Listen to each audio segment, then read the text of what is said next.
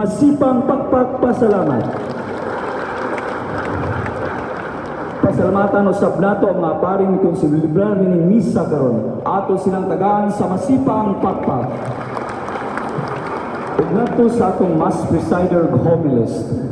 Siya member sa team of pastors sa Our Lady of the Sacred Heart Parish, Capitol, Cebu City.